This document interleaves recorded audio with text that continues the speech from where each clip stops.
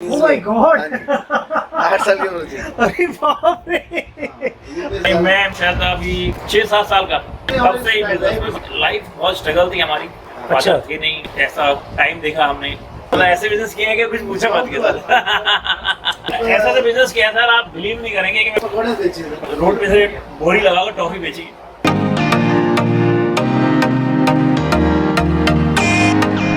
हम लोग 3-4 दिन के लिए यहाँ रामनगर आए थे। शिरीष, रिम्पी, मैं और वैभव। गुड मॉर्निंग दोस्तों, सुबह के 9 बज रहे हैं। हम लोग नाश्ता करके आज निकलेंगे। आज हम लोग घर वापस जाने की तैयारी में है। हम लोग यहाँ किसी खास पर्पज से नहीं आए थे, अपने साथ टाइम स्पेंड करने के लिए आए थे पूरी फैमिली के साथ कोविड के बाद। लेकिन उसके बाद इस ट्रिप में इतनी कुछ बड़ी चीज हम लोगों को समझ में आई। कहते हैं ना, जब आपकी लाइफ में ब्रेक आता है तब जाकर के आपका दिमाग खुलता है। वो आपके साथ शेयर करेंगे हम लोग। इस ट्रिप का हाईलाइट है वैभव और गौरी दोनों 12th पास कर गए हैं और उन्हीं के बारे में हम सोच रहे हैं, स्पेशली उनके करियर के बारे में। आप देखेंगे किस तरह से WBX एक ऐसी चीज होने वाली है फ्यूचर में जो हर बच्चे को या हर घर में किसी न किसी तरीके से हेल्प करेगी करियर को इम्प्रूव करने के लिए। अब वो ज़माना ख़त्म हो गया। ये आदमी इतना सक्सेसफुल है, अपने लेवल पे पहुंचा हुआ है। बट चलिए मैं बताऊंगा नहीं, आप लोग देखिएगा ध्यान से खुद ही। इस करियर के क्वेश्चंस को हम लोग क्रैक कर रहे हैं अभी भी, और मुझे लगता है कि हम जल्दी ही कुछ बहुत ही कमाल की चीज़ लेकर आएंगे आपके लिए। सुबह का नाश्ता सबसे अच्छा होता है, कुछ थोड़ा बहुत जूस वूस ले लिया आपने, थोड़े स्प्राउट्स ले लिए, और पोहा हो, कुछ ऐसे आइटम हो जो घर का बना हुआ हो। पोहा प्रोटीन रिच होता है। वीरेंद्र जी शक्ल तो दिखाइए अपनी खूबसूरत। वीरेंद्र जी ने हम लोग को बहुत अच्छे से वहाँ पर एंटरटेन किया है। इनकी सर्विस बच्चों को बहुत पसंद आई है। गेम खेलना सिखाया उन्होंने, खासतौर से पूल और टेबल टेनिस। और आपका नाम क्या है? प्रकाश चंद्र जी, हाउस कीपिंग ने। Thank you Prakash ji, thank you very much. दोस्तों, ये हमारा घर नहीं है, ये एक छोटा सा रिजॉर्ट है जहाँ हम गए थे अपने साथ टाइम स्पेंड करने के लिए। और अब हम यहाँ से वापस जा रहे हैं लखीमपुर के लिए। बगल में देख रहे हैं ऊपर बिल्डिंग थी, वहाँ पर बच्चे भैं भैं करके रो रहे थे। तो मुझसे वैभव पूछा था बच्चे क्यों रोते हैं। बहुत सी वजह है उसकी। भूख लगी हो, चोट लग गई हो, बीमार हो, मम्मी पापा ने मार दिया हो, डांट दिया हो, या जिद कर रहे हो। कितने ढेर सारे वजह हो सकते हैं किसी भी चीज़ के। तो लोगों को लगता है सिंगल कॉज है। ये सिंगल कॉज लिख लीजिएगा दोस्तों, ये बहुत इंपॉर्टेंट जीरो का एडवांस का टीचिंग है। ये गाड़ी जो है आपको लगता होगा बहुत अच्छी गाड़ी है, डॉक्टर साहब की गाड़ी है, लेकिन डॉक्टर साहब की गाड़ी नहीं है। ये भी डॉक्टर साहब की गाड़ी नहीं है। सामने वाली वहाँ दूर खड़ी है, दूर। यहाँ ढेर सारा सामान रखा है। कितना? 1 2 3 4 5 6, एक मेरे हाथ में, गिनते ही रहेंगे हम लोग यहाँ पे। लेकिन अब हम लोग का प्लान बदल रहा है। अब हम लोग लखीमपुर नहीं जाएंगे, अब हम लोग कहीं और जाएंगे। बोलो तो कॉम्प्लीमेंट्री होगा यूट्यूबर लोगों के लिए। क्या लेने जा रहे हैं? अपनी बसंती नहीं, बसंती नहीं, अपने शोले पिक्चर देखी नहीं? इसका मतलब देखिए, बसंती तो वो लड़की थी। शोले वो पिक्चर थी जो 25 साल तक थिएटर्स में चली है। बसंती वो लड़की नहीं थी, धर्मेंद्र जी की वाइफ थी, हीरोइन थी हेमा मालिनी जी। वही है। अब वो लड़की बोल रहे हैं हेमा मालिनी जी को। बच्चों को हेमा मालिनी जी लगती है वो लड़की। पता है कितनी उम्र है वो लड़की की? 70+ होंगी इस समय। एक बार एक आदमी ऐसे ही गया था पिक्चर देखने शोले, तो उसमें धर्मेंद्र जी चिल्ला रहे, गब्बर सिंह उनको बांध रखा था पता है, और वो चिल्ला रहा था बसंती इन कुत्तों के सामने मत नाचना। तो जो चाचा जी थे, वही वाले चाचा जी जो अल्ट्रासाउंड कराने गए थे। अच्छा। उनके बारे में बाद में बताऊंगा दोस्तों आपको। तो बोलते हैं क्यों नहीं नाचेगी, पैसा दिया है, नाचना पड़ेगा।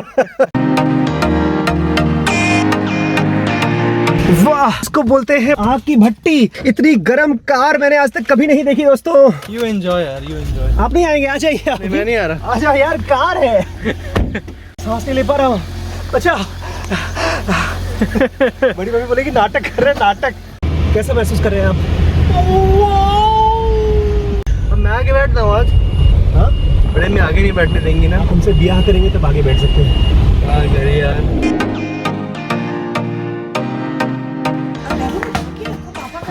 बड़े पापा ने बोला। लाओ मुझे दो।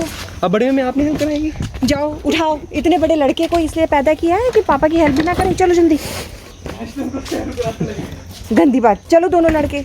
बड़ा पापा ये सब शांति। हमेशा जब आपसे बड़े कुछ सामान उठाते हैं, कुछ करते हैं, तो सबसे पहले तुम लोगों को एकदम हेल्प करना चाहिए। देखो कैसा जमाना आ गया है दोस्तों। ये तो बेसिक चीज है बेटा। बस पापा मेरी को मेरी कदर है। हमेशा कोई सामान उठाते हैं, तुम जवान बच्चे हो, लिया करो हाथ से। वैभव, इसको बोलते हैं खून पसीने की कमाई। आपने मस्त डांट खा गया मैं। हाँ, जब मम्मी लोग डांटती है ना, वो मम्मी लोग का आशीर्वाद होता है। टाइम हो गया वैभव? अभी टाइम हो रहा है, ये 2 बजने वाले हैं। 2 बजने वाले हैं। हम लोग केवल 3 दुकानों में गए हैं हमारे पुराने लैपटॉप को अपग्रेड कराने के लिए। उसने कहा है SSD चेंज होगा। और क्या चेंज होगा? SSD हार्ड ड्राइव तो वही रहेगा। हाँ, और भी कुछ बोला था चेंज करने को ना। पता नहीं कौन सी भाषा बोले, बड़ा था कंप्यूटर। समझ में नहीं आ रहा था। और एक बंदा तो बहुत समझदार बिजनेसमैन था, उसने रेट साफ साफ बता दिया। दूसरे ने जो यंगर बच्चा लड़का था उससे ज़्यादा महंगा रेट बताया उसी सामान का, लेकिन रेट बताते बताते ढेर सारी कहानियाँ बता रहा था कि ये मिल रहा है आपको, वो मिल रहा है। तो अभी हम लोग कंफ्यूज हो गए थे, लेकिन अंदर तो क्लियर थे। मुझे क्या खरीदना है मुझे समझ में आ गया है। खैर मैं आपको बता दूं, हम लोग यहाँ पर अपने एडिट करने के लिए इंतज़ाम बढ़ा रहे हैं। अभी तक हम लोग केवल बेसिक कंप्यूटर लैपटॉप से एडिटिंग करते थे, लेकिन अब समझ में आया है कि एडिटिंग जो है वो ज़्यादा इंपॉर्टेंट काम है और हमारे व्लॉग्स के लिए हम खासतौर से एडिटिंग की ज़्यादा ज़रूरत पड़ेगी। नहीं तो हम लोग जिस कंप्यूटर यूज़ करते हैं उसमें एडिट करने के बाद कम से कम 3 या 4 घंटे तक छोड़ देते हैं और वो आराम से कभी कभी एडिट करता है और कभी बंद हो जाएगा, उसकी मर्जी है। जैसे अपने हिसाब से करता है, शौकीन लोग होते हैं ऐसे काम करते हैं। तो खैर अभी हम लोग जा रहे हैं एक नई दुकान में। वो काहे की दुकान है आप लोग गेस कर सकते हैं क्या? कमेंट करिए गेस करके।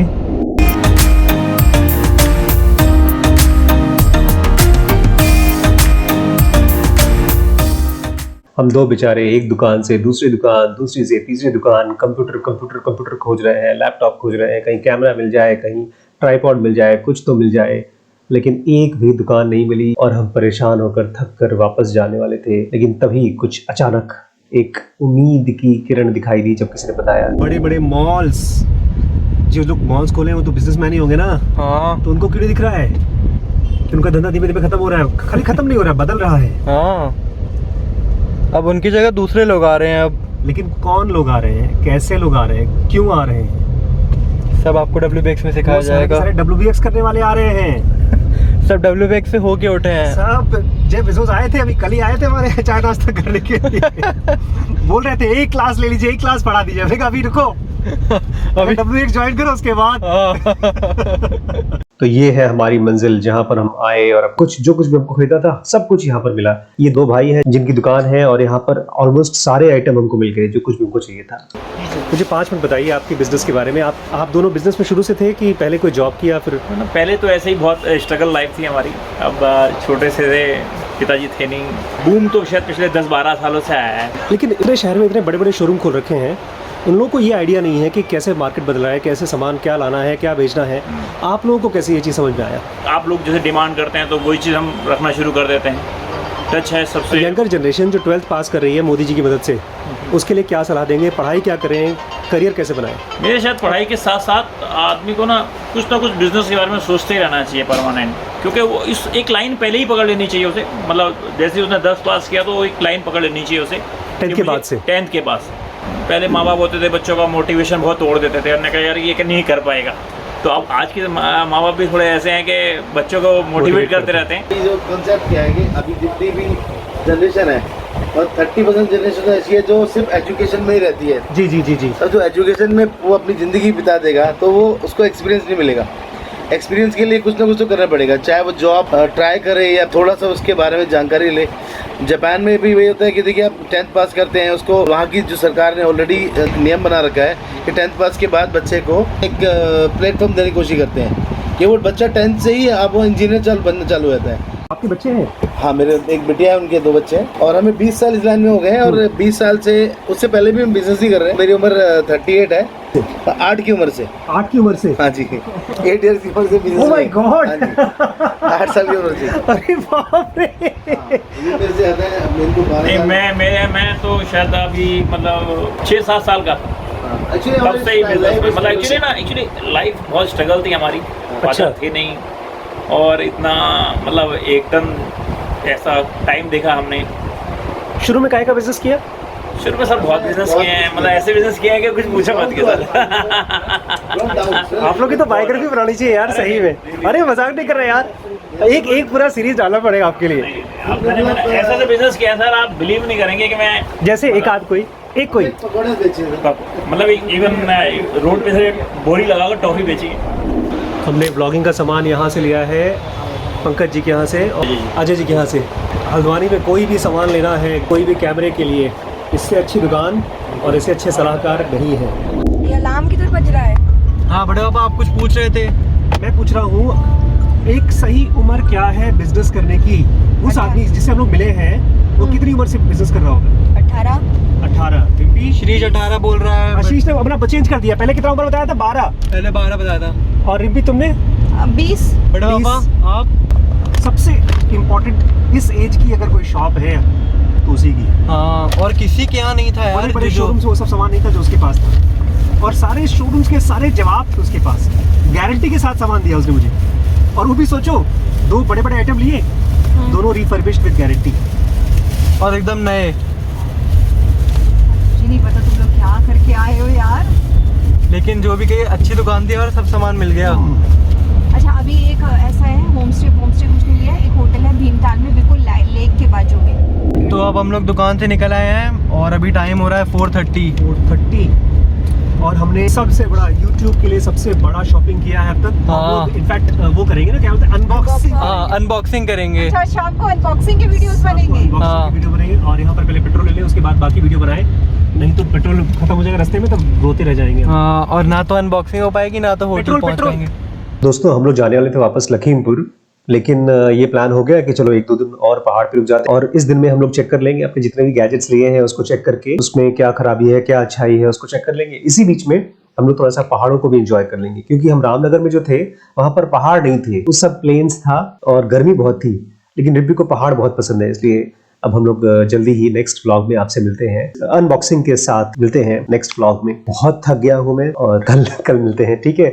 अगर आप नए हैं तो इस चैनल को सब्सक्राइब करके जाइएगा। Thank you so much, good night, शब्बा खैर।